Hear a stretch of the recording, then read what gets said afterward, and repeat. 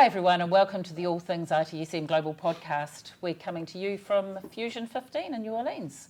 I'm Kirsty McGowan and I'm here with Carlos Casanova. Hello, Kirsty. And we're chatting with Matt Hooper. Hi Matt. Hello, Kirsty. How are you? Great to have you back here. Thank you. Thank you. It's nice to finally meet you after all these years. I mean, you've had a few changes recently. That's a running story with me, huh? Yeah, it is a little bit. Running. I'm not big on change. You know what I think it is? I think you get to a certain point of your career and your life, and you have to find that fit. You have to find that culture where you can really thrive, and you have to find that challenge in a work environment. And so I've been on professional services for a long time and a practitioner for a long time. Always had the desire to get on the product side. Yeah. So, I spoke to several different, product tools and service management product lines and had some excellent conversations with some great people and great companies. And, ultimately I made the decision with LANDESK just because of first culture. I mean, they're just great people. And they get IT. And being an IT ops person, we're struggling for relevancy right now. And we started the podcast, Chris, Matt and I started the podcast specifically to address those people who were not focused on where they were going in their career. Like, how could they stay relevant? What was coming up? What was this BYOD thing? What was this cloud thing? Back in 2009, those were just kind of like scary terms that we didn't really know how to deal with. Shadow IT was like, and now it's real. It's here, right? And we said it was going to come, and we said if you don't improve your skills and fill that gap, you're going to be, basically displaced. You're going to be irrelevant. You'll be irrelevant. So that's been a focus for me about, what I like about LANDESK is they get that, right? They're focused on IT operations people, 30-year-old company that has been just continually trying to make IT ops people's life easier and better, right? So when I go there and have conversations with them, it's good. Whereas other product companies I spoke to, they had different grandiose visions, and there's nothing wrong with those visions. But that's not me. Right, I'm not a business process global kind of person. I'm a service management process kind of person. So it's a good fit for me. Enjoying the role. My title is ITSM evangelist. So the running joke is I take people to church. So it's and like my mom even said, like, what's an evangelist? She goes, did you give yourself that title, or is that a religious thing? I'm like, no, it's not a religious thing. But it is. I mean, but that's part of our challenge too, right? In various regards in this space, there's sectors, that have become very religious about it. Either in one way or another. Not but I say it's not a religious thing. I say it's an inspirational thing. But you know which ones I'm talking about. They're utopian, religious, and cultish. Some good, some bad. But in the middle, again, after you've been in for as many years as we have been, right? You realize it's not black or white. Right. It's ability to read it, understand it, see really through, all the cloud stuff, not cloud, marketing brochure cloud. Right. But just see through that. It's like, I've seen this before. I've seen this 20 times. And it's not it's the ones who come back from some training say the book says you do it this way, so that's the way we're going to do it. That has to stop. When I did have that experience. I was consulting with this company, and I was trying to explain to them that they were a construction company that did airports and highways and freeways, right? And I was talking about their business services, the data collection, things they need to do. The IT operations director literally said, well, ITIL says a business service is what IT delivers to the business. And I said, please put that away and don't ever pull it up in my presence again.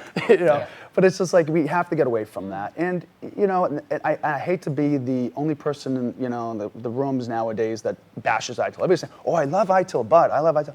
Listen, I loved it. And I was a big proponent of it, and I've done a lot to promote it, but I'm not a fan now because it has not kept up with my needs, and it's not kept up with my customers' needs and my peers' needs. It's not there. There's no guidance for cloud. There's no guidance for BYOD. There's no guidance for shadow IT. Resilia is a good start towards security, but it's not even close. It's 2 years too late. It was the guidance we should have got 2 years ago, not now. Right. So now they're talking about asset, compliance and regulatory from an early stage definition. Resilia is all about, well, how do we, protect our business services? We're beyond that. With Shadow and Cloud, we're beyond that. Right. It's all about analytics now. We need systems thinking. It's funny because that's in the presentation I'm doing tomorrow. One of the things I talk about, compliance is really just a legal manifestation of it. That's it. oh, we're in compliance, we're not going to get fined. Right. Well, it Yeah. doesn't And matter. That's what I'm worried about. Yeah. You know, but that's the difficulty thing, right? But it's back to the books. You know, what are we going to get sued on? What are we going to be vulnerable to? Right. Not what is the right thing that needs to happen? How do we need to really put this in place? But again, and that's where I think the ITIL thing, I've never really cared, frankly, you know, what it was called. The principles are there, and I feel I'm intelligent enough to say, okay, that's fundamentally what we have to do. And oh yeah, by the way, whether the book says that or not, this is, you know, so I get that a lot where like, well, you know, you're a proponent of config. It's like, yeah, but if that's not what you need to get done, and you haven't done change, you haven't done, you know, you don't have your base foundation in place, I'm not going to come in here and tell you, hey, let's go to maturity level 7, whatever that is, when you don't even know how to spell maturity. The problem though is, you know, what I'm seeing, and I was having this conversation with Charles Betts this morning, there's a skills gap still, right? Yes. And that skills gap is so wide that when fresh young college kids come into the IT profession, they've been taught about technical things and they've been taught about business things, but they haven't experienced how those things mesh and work. So when they go through an ITIL foundations training, and all of a sudden they say, oh, we have to have all these roles and all these things, and this is what we're supposed to do, then they start to do those things, and all of a sudden someone says, why are you doing that? You're not adding any value, and they're going, oh, how do I win here? Right. That's what I'm liking IT for IT. I think that's a good model. I'm starting to learn more about that. You know, obviously loving DevOps, been a big DevOps fan for a while too. But you know what it really comes down to? It comes down to teaching people about how to make decisions and how to read problem solving, how to read data. And it also comes down to having some common sense. No, we can't do that. Yeah, but I mean, managing IT, it is about common sense. A lot of times. And it's lacking somewhere. But the thing, it's the informed decision. Yeah, it's like, you know, sometimes it's like, okay, look, I recognize, and I just had this conversation with my client the other day, I'm not a proponent of, you know, we're going down this path. However, given the time frame, given the tight deadlines, whatever, you know what, I'll bite my tongue now with the acknowledgement, like, we need to revisit this. But you know what, for now, it's going to be a Band-Aid. It's going to be just whatever. But, you know, who's going to win if I say, no, absolutely not, that's, you know, so we missed the deadlines, we don't hit, you know, it doesn't make any sense. But we've all seen, nope, you know, I mean, I told you this morning about Thelma and Louise. Right? You know, we're going over the cliff. We all recognize we're going over the cliff. Nobody's going to turn the wheel. What did we accomplish? You know, we went over the cliff. You know, it's sometimes you take the wrong path. You know it's not the right path, but you learn from it, right? And you acknowledge it. And kind of the whole agile methodology, like at LANDESK, we run scrums and a lot of agile product development, building the product. And it's interesting because, like, you know, our Q1 release this year, and this is before I even started, but I looked at that and I said, I'm not sure why they exactly did that with some part of their product. But then in talking to everybody, it was like, well, we didn't really know what was going to work or not work. So let's just get it out there. And now we got all this feedback, and now we know which direction to go to. And so it's like, okay, that's what we need to do. We need to keep moving, right?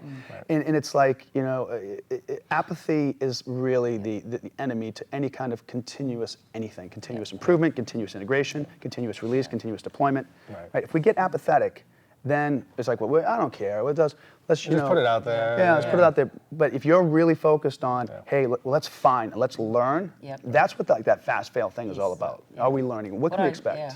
What you see so often is people doing the same thing time and time again, expecting a different outcome. There's a definition for that, right? Well, how many times do you see people do category types and item, right? And they got 30 categories and you have 500 types. It's like everybody knows that fails. Of course it but does. why does every other tool implementation start with that bad process? And it's like, why are we even still doing that now when we have indexable knowledge management, we have indexable asset management? Assets and knowledge tie together. Those are going to define your category types and items. You know, we have natural language processing engines now. We have search engines. We don't need to be classifying everything anymore. You know, have we learned nothing from Google? It's like it's time for us to stop doing the wrong things.